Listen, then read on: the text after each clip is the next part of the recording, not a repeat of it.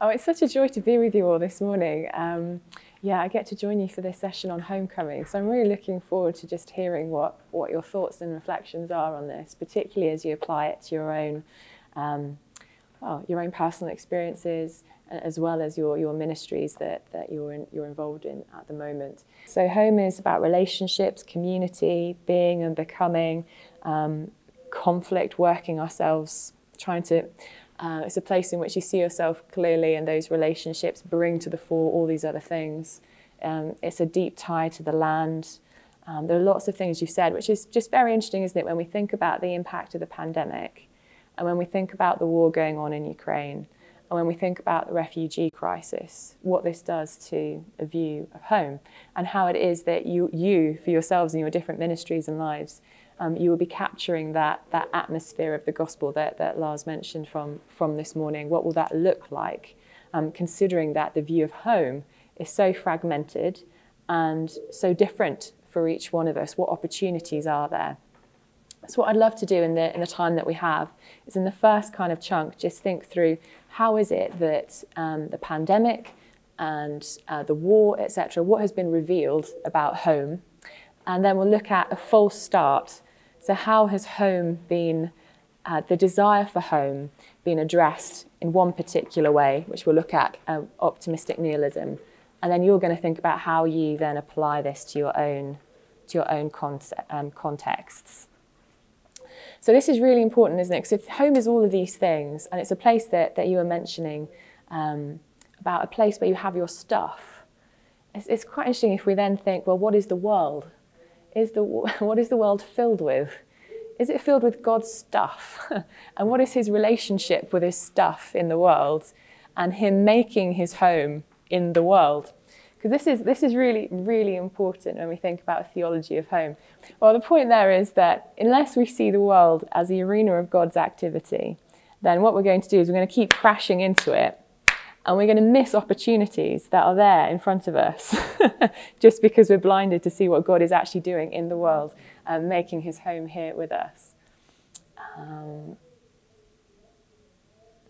Hopefully that will skip on. Yeah, there we go. It's a little bit slow. However, what the pandemic, the war, the refugee crisis has revealed about home is that we will look for other things in order to make our homes. So one thing that the pandemic has revealed is sin. So sin, we see the signs and the size of brokenness, don't we? So the pandemic, the war, etc., has really shown to us what's already been the case, that none of us are at home anymore. Ever since the Garden of Eden, none of us has been at home. And this is expressed really beautifully. This is from J.C. Ryle's book, Glorious Ruins, where he writes that we can acknowledge that man has all the marks of a majestic temple about him, a temple in which God once dwelt, but a temple which is now in utter ruins, a temple in which a shattered window here and a doorway there and a column there still gives some faint idea of the magnificence of the original design, but a temple which from end to end has lost its glory and fallen from its high estate. So the world has been fractured and broken through the fall, but also we as human beings, we're also now glorious ruins.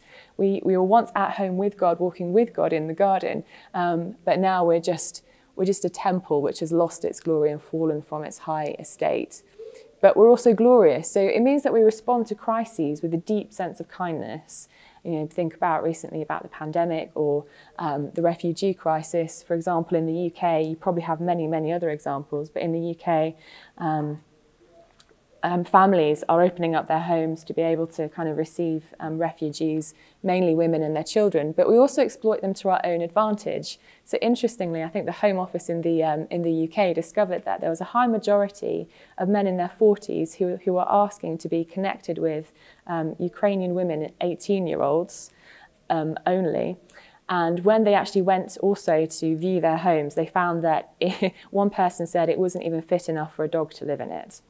So on the one hand, there's a deep sense of kindness, there's glory to it, but there's also a deep ruinous kind of element to it where we will exploit it to our own advantage. That's just one example.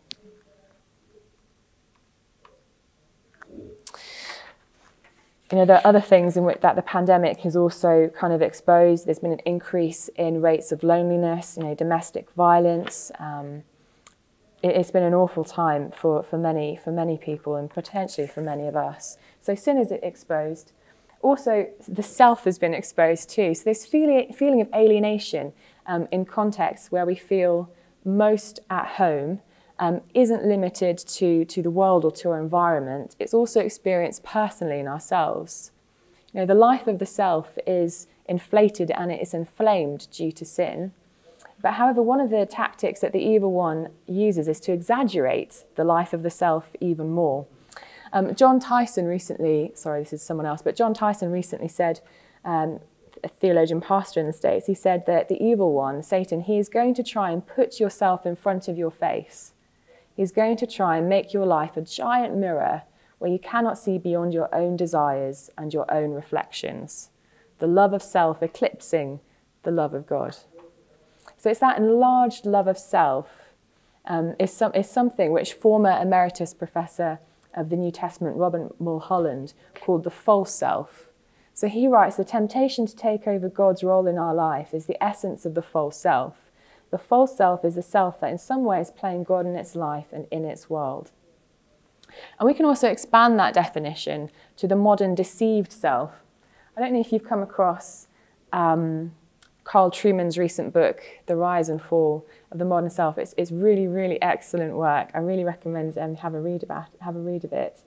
And in it, what he does is he's trying to talk about how people construct a sense of self and identity that's separated from God. That is the false self. However, the challenge of this false self is that it's also a fragile self.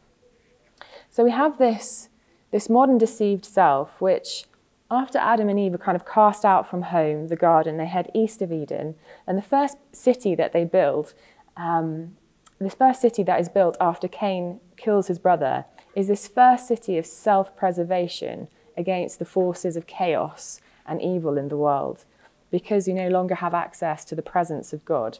So Cain, he builds a city, and that is a place where you build defences, culture and systems so that nothing could get to him whatsoever. And that is a reflection of what the false self does. It's someone trying to figure out an identity without God as the reference point, will build a city around them to fend off the threat of being exposed as fragile and vulnerable in a violent world. So here's a summary of Mulholland's teaching of the false self. He writes, the false self is a self-referential system. It competes out of fear for self-preservation. It manipulates everything for itself. This radically unrooted and insecure self is self-promoting, indulgent, and must distinguish itself from others. This bleeds out into the world and creates competing and complex matrices of fear, self-preservation, and manipulation.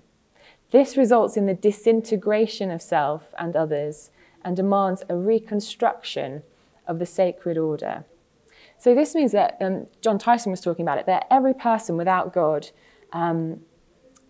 as a reference point, without God as a reference point, is building a city where the self is the centre, and the city is this complex matrix of systems that you have to interact with before you can actually get to the person themselves. And it's often, the person's true self is often violent, it's often defensive, and it's often very, very fragile. So when you think of the cities of which you're part of, if that's Nairobi or London, or the cities in Spain or Madrid or wherever you're from, there are all these cities of self that are competing to defend itself and their territory at all cost.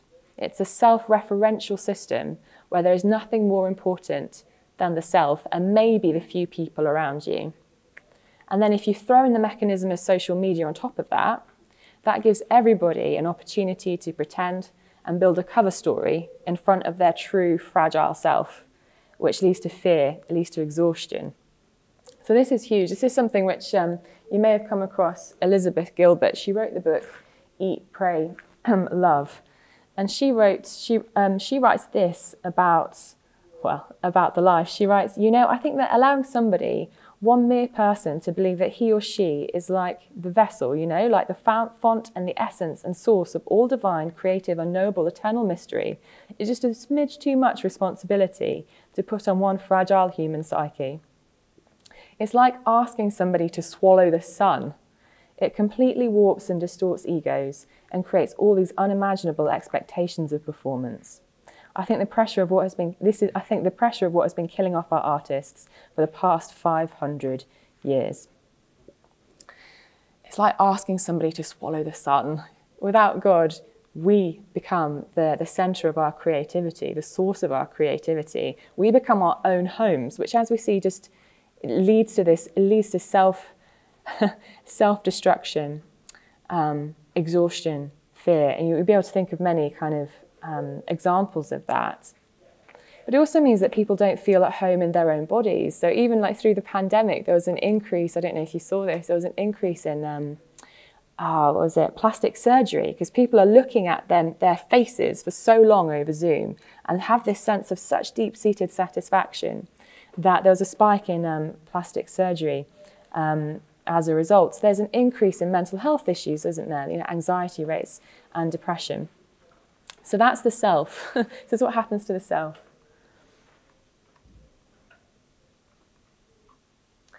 And then there's secularism, which provides us for no hope whatsoever for human flourishing. So secularism, it's the way in which a pluralized society works, doesn't it? So if you have lots of different religions, cultures, backgrounds, in the public space, secularism is a way in which they can all operate. So that often means that what happens is there's a dichotomy between the public and the private kind of faith and what that means. James K. Smith, he wrote the book How Not to Be Secular. It's a 200-page summary of Charles Taylor's work, which is about 800 pages, so definitely go for that one. And he's writing that secularism is a way of constructing meaning and significance, again, without any reference to the divine or transcendent. So really that means that anything meaningful or significant in our lives, according to this, has no reference to God whatsoever. And that's the immanent frame. So one person described this as something that kind of descends over life as a bubble. And so you cannot see beyond that bubble, because everything that exists is what you can see, taste, touch. That is it. There's nothing beyond that bubble.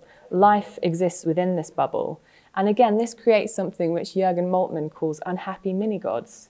We become the mini-gods of the world and of ourselves.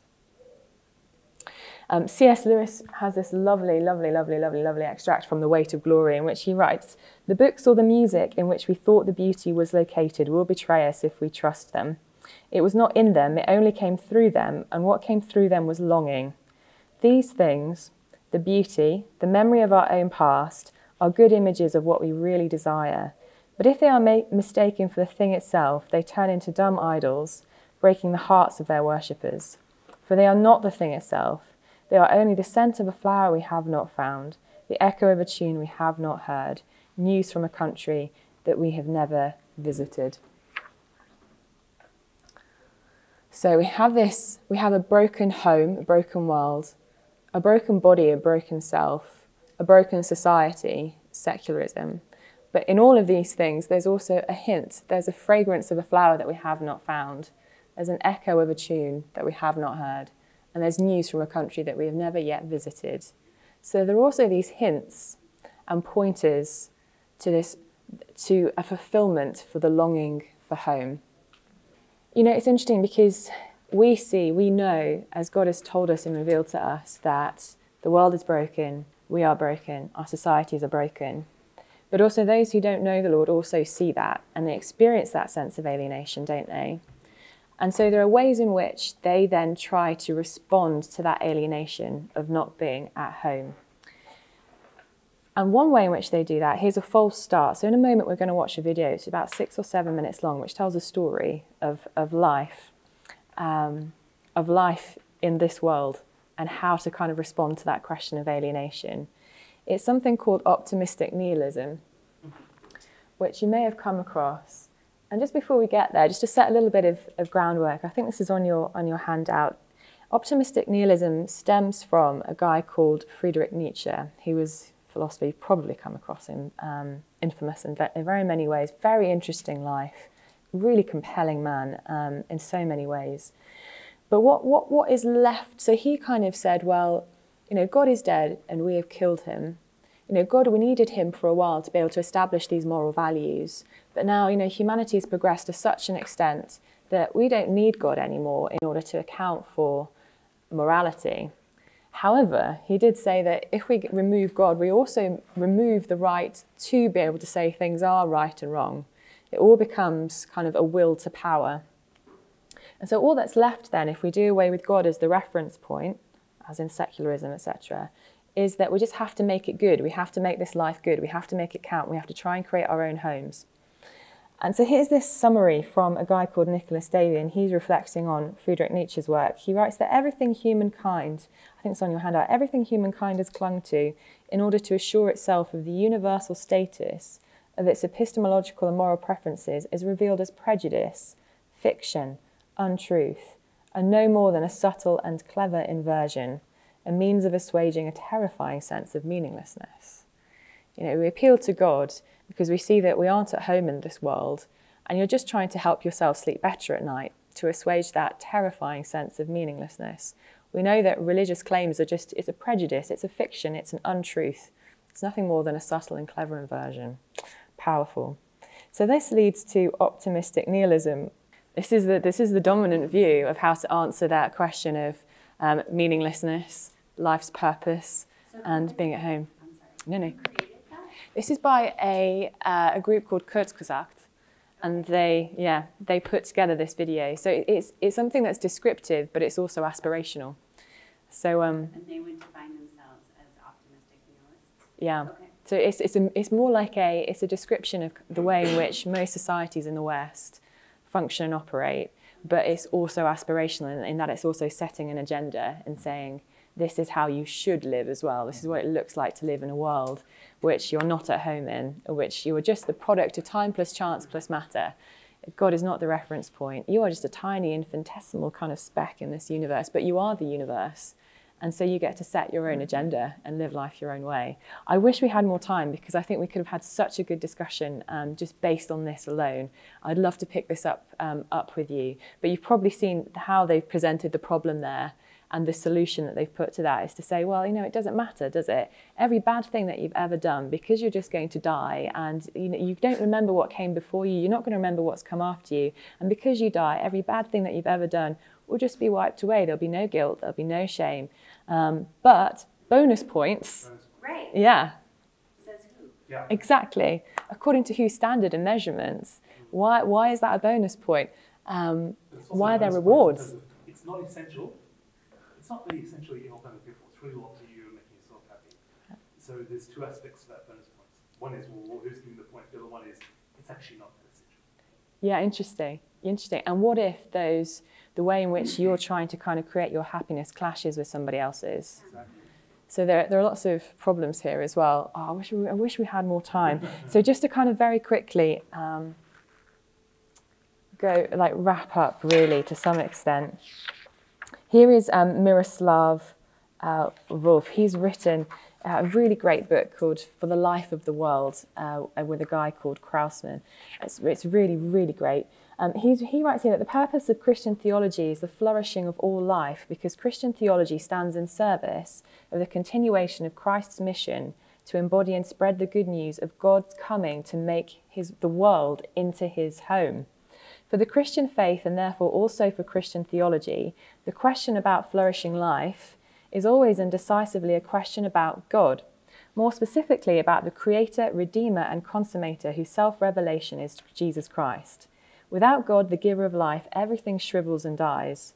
The inverse is true as well. For the Christian faith, and therefore also for Christian theology, the question about God, who in Christ has taken on human life and destiny in order to bring creation to its consummation as God's home, is always and inescapably the question about truly flourishing life.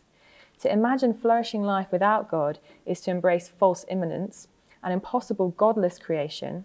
To affirm God without relating to God to flourishing life is to embrace false transcendence, an impossible God of love who is nonetheless indifferent to the work of God's own hands. The purpose of theology, then, is to help human beings identify God's home as their home and to help us journey toward it. The key aspect of that journey is redemption from oppression and sin. So I wonder, what kind of better story can you tell in your own works and outlets that will kind of out-narrate that optimistic nihilism? How can you tell a better story which talks about the meaning and purpose and of God making his home with us, that journey to identify God's home as their home and to help them to journey toward it? And that might mean in this present moment particularly to help people to consider how to die well. C.S. Lewis wrote this beautiful essay called Learning During Wartime. And he wrote in it, "Yet war does do something to death. It forces us to remember it. The only reason why the cancer at 60 or the paralysis at 75 do not bother us is that we forget them. War makes death real to us, and that would have been regarded as one of its blessings by most of the great Christians of the past." So yeah, what does it mean that God is making his home with us? There is being and there is becoming, and that there is hope for a future in which there will be a future renewed earth in which we will be with the Lamb. We will see Christ face to face and dwell with him for all eternity. How do we harness these longings? Finally, here's a little diagram. This is great. So this is taken from Miroslav Volf's book that I just mentioned. And here he kind of charts the journey from the garden to the New Jerusalem. So from the garden through the fall, we go to the tabernacle where God makes his dwelling and with his people. Then Christ comes, the word becomes flesh. And then it's the time of the church. Do you not know that you are God's temple and that God's Spirit dwells in you? And so we're moving towards this New Jerusalem where the home of God is among mortals. So how do we help people have that can taste and see the goodness and the quality of home now, but also yet to come? So yeah, just finally, here's Madeleine L'Engle. She's written a lovely book called Walking on Water. And here she writes, "We don't draw people to Christ by loudly discrediting what they believe, by telling them how wrong they are and how right we are, but by showing them a light that is so lovely that they want in all their hearts to know the source of it." The lovely light of Christ. How do we light a candle and lead people home is essentially the question.